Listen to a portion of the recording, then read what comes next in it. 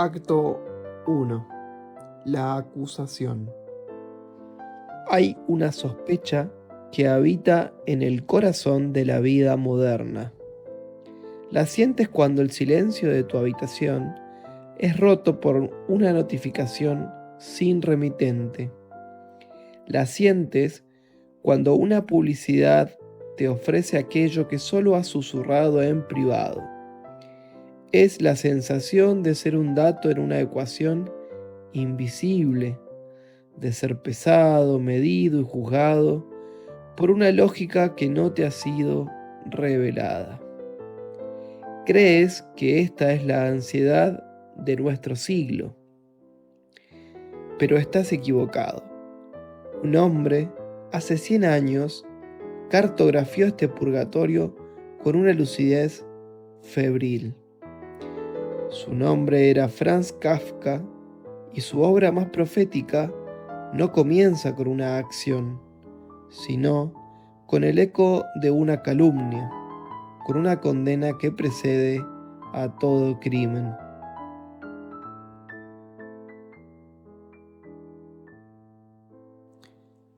Alguien debió de haber calumniado a Joseph K., porque sin haber hecho nada malo, fue detenido una mañana.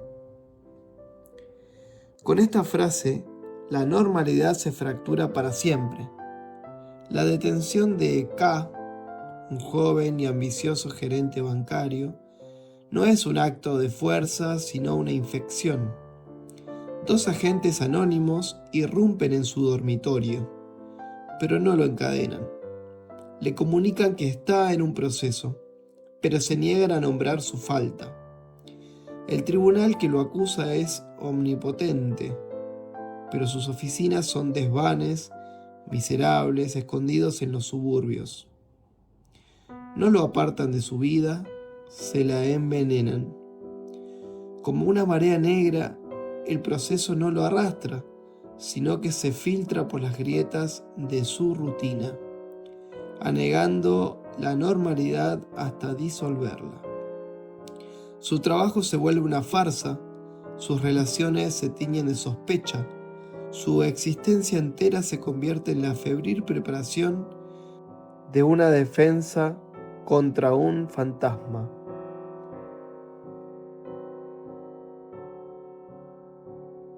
¿Quién era ese hombre capaz de concebir este infierno de la sutileza?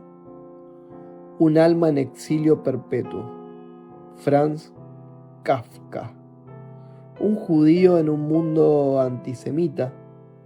Un germanoparlante en la Praga checa o un artista atrapado en el cuerpo de un burócrata de seguros. Un hijo cuya existencia entera fue un intento fallido de justificación ante la mirada de un padre tiránico. Kafka no necesitó imaginar el absurdo, lo respiró. Vivió la culpa sin crimen y la condena sin juicio. Y desde el crisol de su Praga natal, esa ciudad mágica y opresiva, un laberinto de piedra y alquimia, no escribió una novela, transcribió una profecía. Acto 2. El laberinto. La tragedia de Joseph K. no es la de un inocente que lucha contra un sistema corrupto. Es la de un hombre racional que intenta aplicar la lógica a un universo que es, por naturaleza, absurdo. Su búsqueda de justicia se convierte en un descenso a un laberinto diseñado por una deidad loca. Y el laberinto tiene su propia geografía. Los tribunales no están en palacios de mármol, sino en los altillos de aquilinatos pobres, donde el aire es denso con olor a miseria y desesperación. Para llegar, K debe subir escaleras interminables, un acto de humillación física que prefigura su derrota espiritual. La arquitectura kafkiana no es un escenario, es un personaje activo, un monstruo de pasillos y puertas cerradas que encarna la lógica sofocante del proceso. En este mundo, el lenguaje mismo se convierte en una trampa. Las conversaciones son diálogos de sordos, llenos de insinuaciones, malentendidos y una jerga burocrática que imita la razón, pero solo produce vértigo. Las palabras no iluminan, enredan. K intenta defenderse con argumentos, sin comprender que en este reino la lógica es solo otra forma de herejía. Busca ayuda, pero cada mano extendida es un eslabón más de su cadena. Su abogado, el Dr. Hood, es un inválido postrado en cama, rodeado de legajos inútiles. La imagen misma de una justicia enferma e impotente. A través del pintor de la corte, Titorelli, K accede al software del sistema y la revelación es aterradora. La absolución definitiva es un mito, una leyenda para tontos. Solo se puede aspirar a una absolución aparente, ser libre hasta el próximo arresto, o una postergación indefinida, que convierte la vida en una eterna sala de espera. En el corazón de este sistema no hay un deseo de castigar el crimen, sino un apetito insaciable por perpetuar el juicio. La culpa de K no es una mancha que pueda limpiarse, es su propia sustancia. Es culpable no por lo que hizo, sino por lo que es. Un ser humano que exige un sentido en un cosmos que ha enmudecido.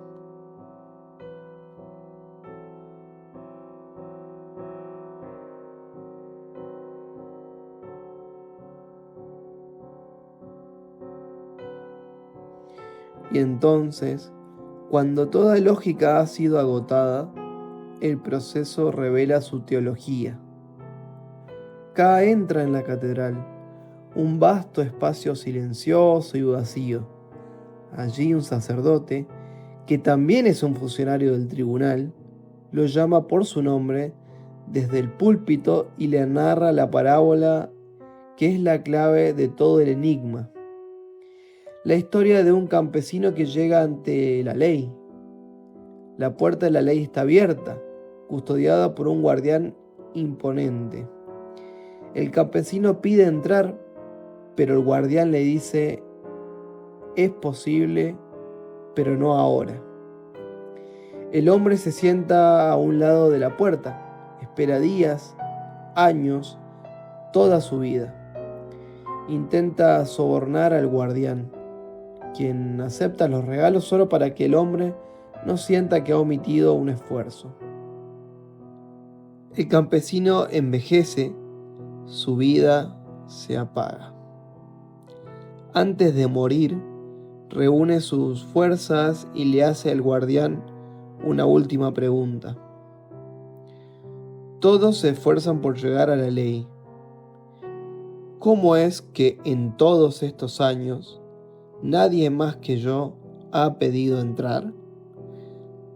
El guardián, viendo que el hombre llega a su fin, le ruge al oído. Nadie más podía recibir permiso para entrar por esta puerta, pues esta entrada estaba destinada solo para ti. Ahora voy a cerrarla. Acto 3. El veredicto. La parábola es el veredicto. El universo no es hostil, es indiferente. La puerta a la verdad fue construida para cada uno de nosotros, pero nuestro destino no es cruzarla, sino consumar nuestra vida ante su umbral cerrado.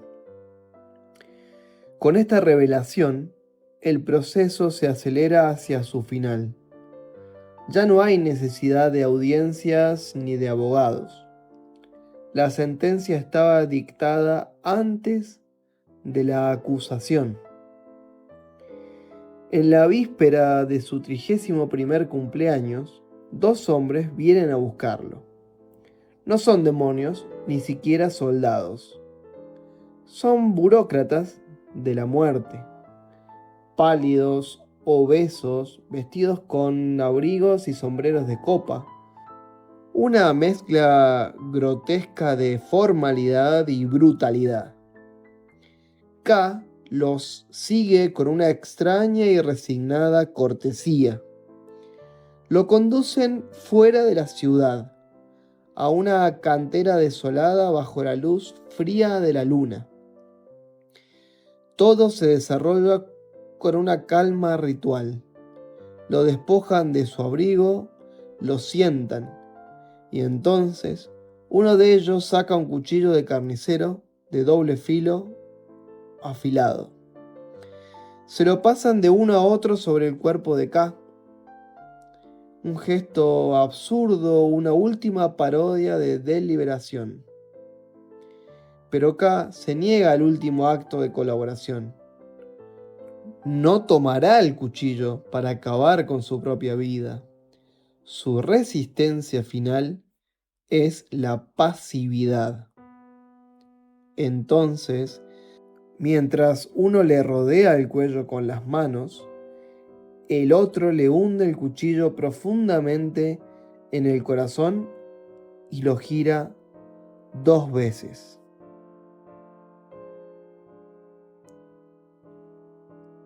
A través de sus ojos moribundos, K ve una ventana abrirse en un edificio lejano. Una figura se asoma. ¿Es ayuda? ¿Es compasión?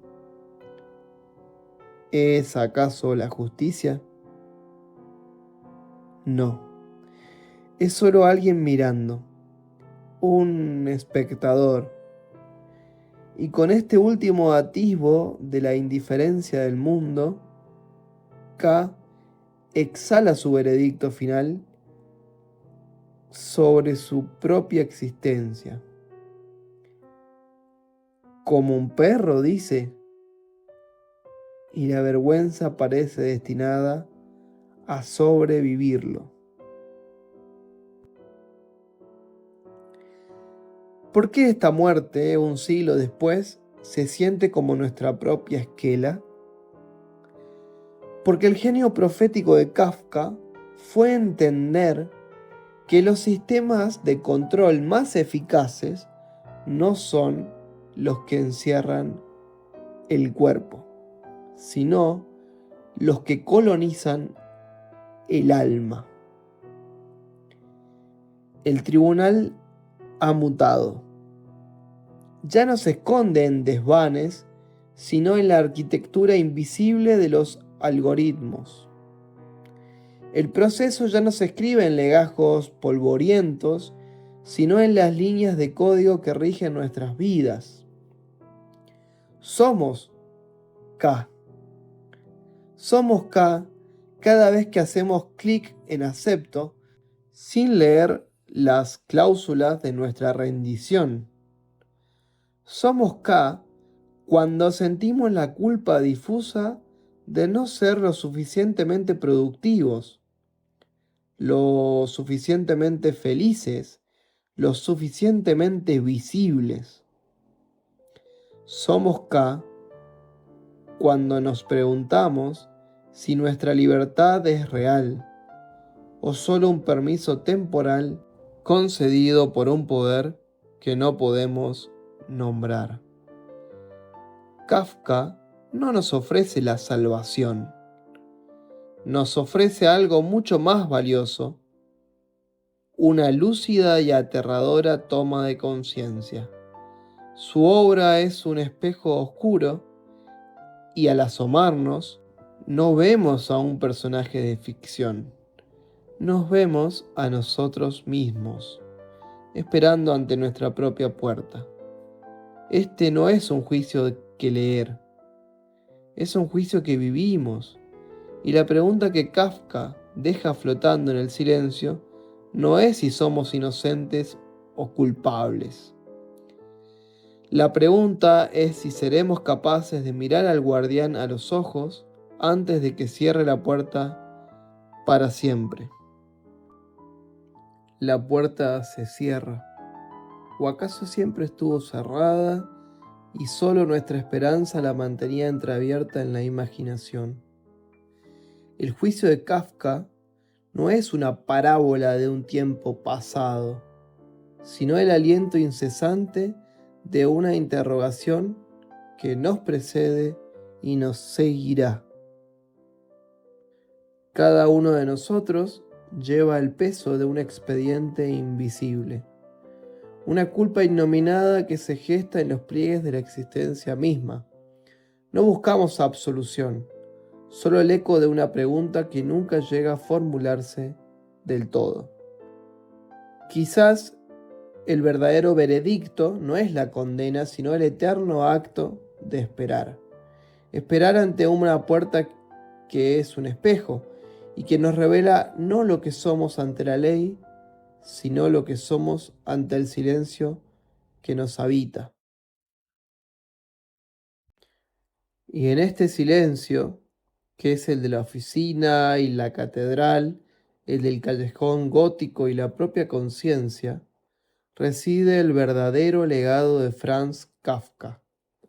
No nos legó respuestas, sino la persistencia de la pregunta.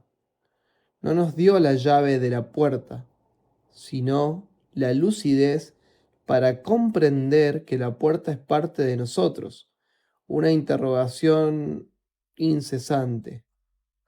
Su obra no es un mapa para salir del laberinto, sino un espejo que nos revela la naturaleza del laberinto interior. En cada notificación sin remitente, en cada sistema que no comprendemos, en cada anhelo de sentido en un mundo que a menudo parece carecer de él, el susurro de Kafka persiste. Nos invita no a la desesperación, sino a una forma de vigilancia melancólica, a la nobleza de la espera, a la dignidad de la búsqueda, sabiendo que la condena y la redención son, quizás, nombres distintos para el mismo viaje.